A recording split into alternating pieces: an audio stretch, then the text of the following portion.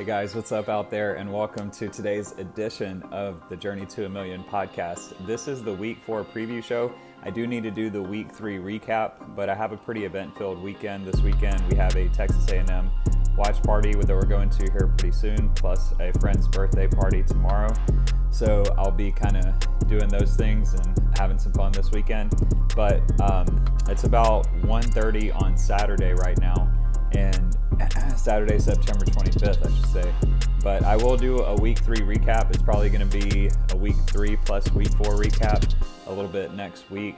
All I know is that we're down on the investments right now after, a bad week for crypto, but it's starting to pick back up. We'll see how it goes, but that's all I know. Plus, as far as for our picks last week, I think we had 10 games and we either went 4-6 or 3-7. We had a couple of close losses, and I was a little worried about having so many games for that weekend, and some of them just didn't go our way, but that's how it goes. So I was thinking that we had a good first 2 weeks, but then after that I was like, I don't know how that's going to continue with all these games on the slate. Sometimes you get a little overconfident. It seemed like that's actually what happened. So we had some bad luck and some bad picks last weekend myself. So anyway, I think this is a good rebound week, and we'll see how we do to respond. So the first game that I want to look at, I'm just going to do the picks for this weekend, college and NFL, and then we'll see how we did on Monday, and then we'll recap everything. So the first game is going to be Texas A&M at Arkansas, and this game is of course up in Arlington or wherever the new Cowboys Stadium is. And I think this one is going to go over. It's 47 right now for the total, and I'm going to get it at 46.5, so we'd risk 55 to win 50 on that. And I've been kind of following this game for the past few years, and it does seem to be high scoring mostly. I will say that this year might be different in the sense that Texas A&M does have a new quarterback that's less experienced. But with that NFL field and the NFL energy, I just think like this game is a high energy, neutral site game, and in my opinion, those games tend to go over. So if you just look at the last, I think 11 years for this game, I looked at the total points that have been scored, and starting from last year on, it was 73, 58, 41, 93, 69, 49, 63, 78, 68, 80, and then 66. So out of all those 11 times, like it would have gone under 47 points just one time out of that. So I like this game. I really think I'm gonna go extra on this. I said I was gonna do 55 to win 50, but I feel really good about this one, and I think it could be a make or break. But when I don't want to put the same as other games. I want to put more on this one than I do other games, basically, because I feel like I've been following it and I'm the most familiar with it. So that being said, let's do 3 units. So we'd actually risk 165 to win 150, and hopefully that works out, because if not, we're going to start off in a big hole for the weekend.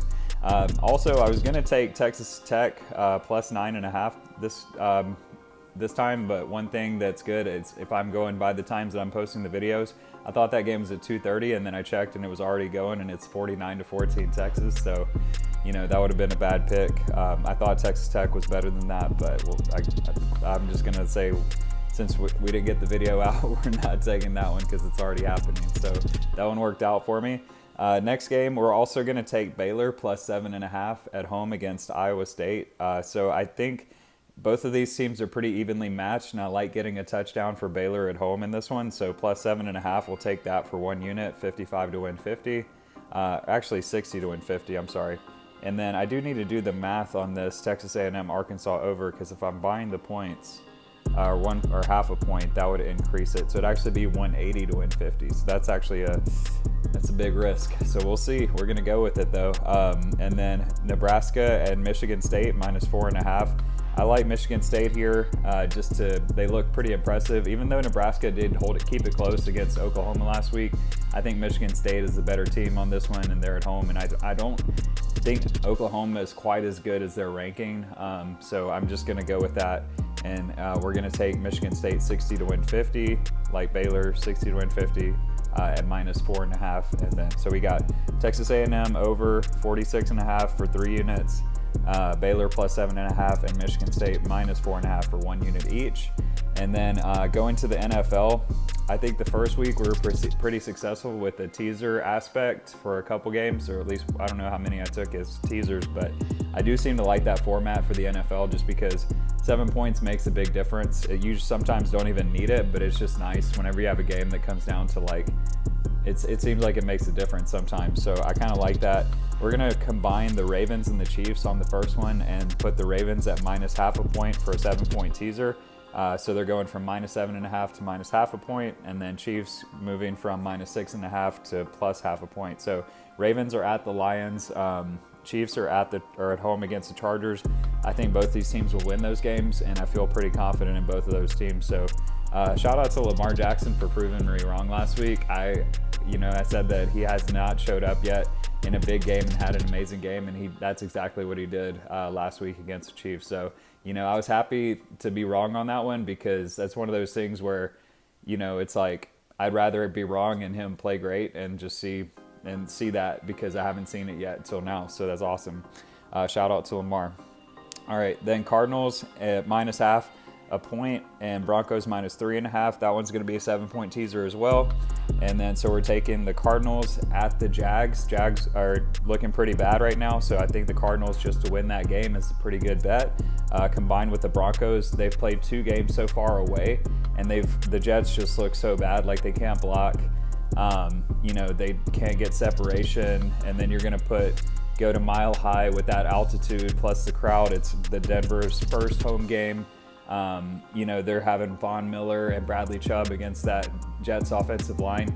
I just think this game could get ugly, and I think the Broncos will dominate this game. So I think the Cardinals minus half a point and Broncos minus 3.5, 7-point teaser. Moving the Cardinals from minus 7.5 to Broncos minus 10.5 down to minus half and 3.5. I think you guys get it. I don't have to really say all that. Just want to be clear. 1 unit on that as well. And then last one. This one's kind of a friskier teaser, not just chalky. We got the Rams and the Eagles. So the Rams are at home against the Buccaneers, and I do like the Buccaneers overall, but I think this is an NFC Championship preview. That's what I'm going to go ahead and say right here coming into week 3 of the NFL, that as long as things keep going like they are for both these Rams and Bucs teams, I think they are going to be the best 2 NFC teams at the end of the day, and I think the Rams and Bucs will be in the NFC Championship against each other, and I'm going to pick the Rams in that game if it comes down to it, unless I feel differently at that time. But I think I like the Rams this year to go all the way and win the Super Bowl. Hopefully Stafford can get a Super Bowl. That'd be a cool one. And I mean, I've never been a huge Stafford fan, but I think this year I'm kind of rooting for him because he has his best opportunity right now with that defense and offense and coaching staff around him. So that being said, the Rams, I think they're a great team. I think they have a better defense actually than the Bucs. And the Bucs defense has seemed a little suspect to me. They let the Falcons come back, and make that a game before getting 2 pick sixes in a row, which, that's hats off to them for getting 2 pick sixes, but that was also kind of fluky to get that play. So I think the Bucs plus the game against the Cowboys, the Cowboys were running up and down the field or passing up and down the field on them. I think the Bucs defense might get exposed in this game. And if you give me 8 points at home for the Rams in this game with I think better defense and probably equivalent or just slightly under less, I think the Bucs have the advantage on offense, especially with Brady. But I think it's going to be close enough with where I like the +8 in this game. So Rams are +1 right now. We're going to move them out to +8. And then the Eagles on the road in Dallas. So we're taking 2 games at the Dallas Cowboys Stadium this week. Eagles are +4 right now on Sunday night or Monday Night Football against the Cowboys. And I think the Cowboys have played pretty well so far. They almost beat the Bucs and they got to win against the Chargers, but their defense does not look good. And I think the Eagles are going to expose that. And I think the Eagles have a much better defense than the Cowboys. And I think they have better coaching.